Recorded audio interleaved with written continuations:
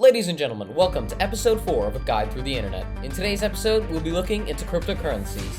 As usual, we'll be starting off with an informational PowerPoint and then into a live demonstration. So without further ado, let's hit the intro.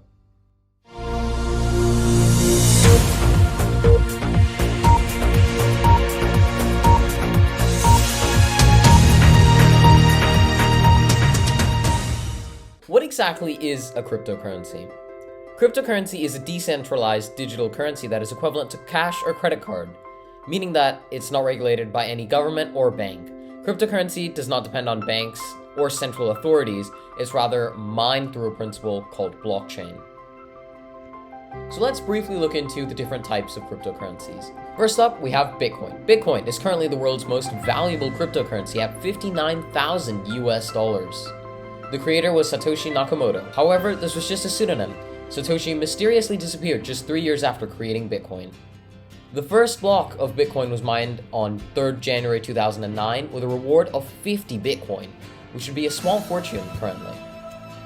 Like many cryptocurrencies, Bitcoin works on the proof of work system, which basically means miners compete to be the first to finish to mine a block. Mining a block just means using a lot of processing power on graphics cards and computer processors to calculate and generate the next set of Bitcoin. Next up, we have Ethereum, symbolized ETH. This is the world's second most valuable cryptocurrency. It went live on 30th July 2015 and it ranks second in value. It has the most actively used blockchain and is easier to mine than Bitcoin. More transactions actually happen in ETH than in Bitcoin. Fun fact, most NFT transactions actually also occur in Ethereum instead of Bitcoin because Ethereum's not as expensive as Bitcoin to own, and Ethereum has actually also proven to be a little bit more stable than Bitcoin. One Ether, which is what Ethereum coins are called, costs approximately $4,500 US. Ethereum also currently runs on a proof of work system, but later we'll be switching to proof of stake. So this is actually a pretty big thing. But effectively, what it means is you have to own a certain number of Ether coins in order to be able to mine it. Previously, no major cryptocurrency has ever done this before, so Ethereum will actually be the first to move to a proof-of-work system. Lastly, we have Dogecoin. So, fun fact, Dogecoin was actually a cryptocurrency created by Billy Marcus and Jackson Plummer as a joke, but it eventually took off as a legitimate cryptocurrency, garnering support from public figures like Elon Musk. Believe it or not, Elon Musk was actually asked to be the CEO of Dogecoin. So, Dogecoin's value is quite less compared to Ethereum and Bitcoin, which we talked about earlier. It only costs $0.23 US. A block that you mine is a reward worth 10,000 Dogecoin, which is a lot less. You also need to keep in mind, mining Dogecoin is also a lot less competitive than mining Bitcoin. Alright, so we've been hearing the word blockchain a lot. Let's look into how we can explain what exactly the blockchain is. So in order to explain this better to you guys, I've invited my close friend and professional miner, Marcus Chu. Thank you. It's an honor to be on A Guide Through the Internet. It's great to have you. Alright, so what is blockchain? Blockchain is essentially a digital ledger stored across multiple computers, and so every computer has a copy of all transactions ever made. Every time a new transaction occurs on the blockchain, a record of that transaction is added to every participant's ledger. The decentralized database managed by multiple participants is known as distributed ledger technology. And so what this does is that it adds a component of security to the blockchain because no computer can spoof, if you put it in those terms, a part of the blockchain because all the other computers would have a different copy and would reject that block of the blockchain. And the blockchain is updated once every 10 minutes.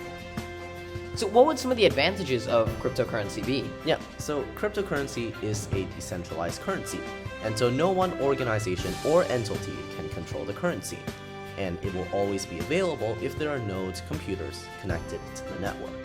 Cryptocurrency is also anonymous, as the only identifying information that could be associated with a wallet is the public key, which can be regenerated, and there would be little to no transaction fees in cryptocurrency. And now for some of the disadvantages of cryptocurrency is that it's not accepted everywhere, it's not as common as money, and it isn't as stable as physical currency. So actually, cryptocurrency is much like stocks. You can have a price hike or you can have a price crash. Alright, so what does mining crypto mean? mining cryptocurrency is using very powerful computers known as ASICs, or more commonly in non-commercial operations, graphics cards. These computers are solving cryptographic puzzles to generate the next block of the blockchain. And these blocks are individual transactions on the cryptocurrency network that are being validated. If the solution generated is not valid, then it is rejected. Alright, and why mining? Well, large-scale mining operations using tens of thousands of ASICs, or application-specific integrated chips, can rake in huge profits per day of mining. One of the largest mining farms makes up to 3 million USD a day. And so why do people mine on a personal level? Well, many people mine on a personal level because of passive income. A lot of people have powerful gaming computers, yet for the majority of the day are not using them. And so therefore, they put them to work mining. Alright, so now let's look into a commercial operation. So this crypto mining operation is situated in Rockdale, Texas. It has over 46,000 ASICs mining simultaneously, running 24/7. It uses the SHA-256 algorithm, consumes 200 megawatts of energy, and it is pioneering cutting-edge immersion cooling technology for its ASICs. Now let's take a look at some of cryptocurrency's different statistics. The market cap is worth more than 2 trillion US dollars. There are more than 400,000 transactions a day of cryptocurrency, and there are 7,120 different types of cryptocurrencies. And if we look at the figure, we can see that cryptocurrencies are most common in Nigeria, followed by Vietnam, with Philippines in third. So, ladies and gentlemen, we've actually been given special permission to take a look firsthand at one of the world's cutting-edge mining computers, managed, of course, by the one and only Marcus Chu. So, I see on screen that you have some type of miner running. So actually, contrary to what some of our viewers might think, no, this actually isn't just a mining software running in the browser. But actually what NiceHash is a very intuitive website that allows someone with little to no mining experience to start mining in just a few minutes. So usually when mining, you would use a terminal application that would handle the mining. But what NiceHash allows you to do is to have not a terminal application, but a web application that allows you to control many rigs at once very intuitively, as it's very clear and easy to understand all over the internet. Can you show us around your rig? Sure. So first of all, I'll explain how NiceHash works. So usually, a professional mining operation would have many smaller computers all running a terminal application, and they would all be networked together with one central control computer.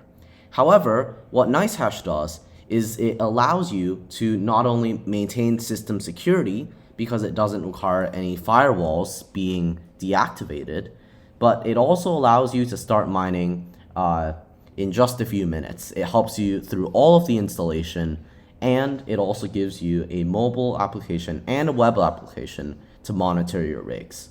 So here I'm the miner. So I'm providing hash power to the NiceHash pool. And the NiceHash pool is sending rented power to the buyer pool. The pool is paying out the reward to the buyer. But of course, the buyer is using my CPU cycles and GPU cycles. And so the buyer will then reimburse me for the rented hash power, which gets sent to my account. On the left and right here are the CPU and GPU terminals, which we'll be discussing later. So over here, we can see the mining dashboard.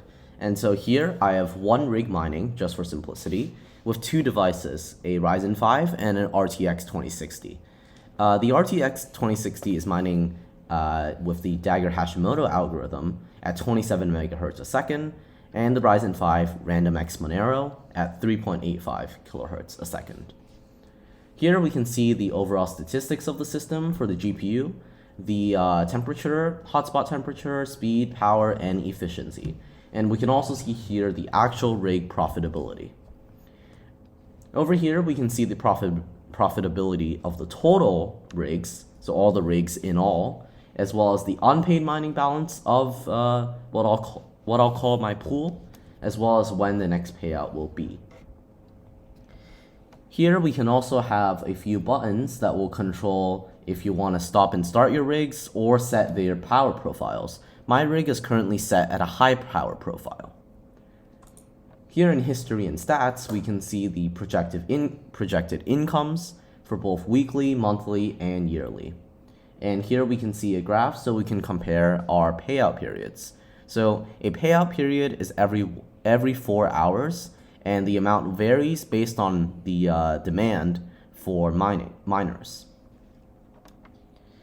Here we can see the CPU and GPU terminals, and so we can see our shares being accepted and new jobs coming in. We can also see the device, speed, power, and efficiency. Essentially, what we could see in the web application, but much more simplified. So to the unfamiliar, this might just be all a bunch of the same thing, but if you look closely, you can see it here. But many might not know that, and many prefer a web application that is very clear. And so therefore, what NiceHash does is that it does exactly that. And over here, we can see the CPU, and it's a little more clear with miner and net, which is the pool. However, it's not very efficient. There's no active pool stop mining. And so this is because CPUs aren't really that efficient at mining unless your CPU is very high powered. So it seems that this is incredibly profitable at roughly $30 a month. The truth is that this is no longer profitable to enter. If you're planning on purchasing a brand new computer to start mining right away, that's actually in fact not profitable at all. If you have a very old computer lying around that doesn't necessarily have a graphics card in it, or a very old generation graphics card, then that is also not profitable to mine on. In fact, it might actually be making a loss due to the electricity bills. This is due to computer software becoming more and more powerful, therefore driving the cost to benefit ratio down for individual mining operations. So actually what we see now is mining operations using ASICs, or application-specific integrated computing circuits, which are only for mining, and where most of the blocks go to. So in a large mining pool, what you see is a bunch of ASICs all networked together working as one. And so therefore, this collective number of ASICs can put together their hash rates, which is the speed where they can send new shares to the pool, and this allows the collective to gain as many blocks as possible, verified blocks as possible. So this is why most mining operations use a large number of ASICs, and why mining for the individual isn't very profitable. Additionally, in the near future, Ethereum, which NiceHash is based on, and what is most profitable to mine right now, with the exception of Bitcoin, which of course requires ASICs. So Ethereum is transferring to proof of stake, which is a completely different system that involves stakes of coins being put down to verify new coins. And so this is a completely new system that completely eliminates the need for large amounts of computing power and large amounts of power draw. And so therefore, mining would be phased out as part of the Ethereum network, and therefore mining wouldn't be as profitable. It might even die out completely. And so therefore, mining will soon be transferred to proof of stake. So if my understanding is correct, what Ethereum is eventually going to do, possibly later this year, is that individual miners, such as the NiceHash algorithm that we've just set up, are no longer going to be able to operate because they don't have any stake in Ethereum. Instead, people who have either invested money and purchased Ethereum, or have been mining for a very long time and hold multiple Ethereum coins, are the only people who would be able to continue mining after they prove that they do in fact have some stake in Ethereum. Yeah, that's correct. However, the mining would just be putting down Ethereum that could potentially be lost if the block doesn't match, and so therefore, that's where proof of stake comes from, and what will keep the blocks honest. Thank you so much, Marcus, for showing us around your rig. Now, I understand this isn't your main rig, but instead this is a demonstration rig that you've set up to help us understand the mining process. Yeah, hope I was helpful. Yeah, I think you've really made mining clear for me and the viewers. Thank you. All right, thank you so much.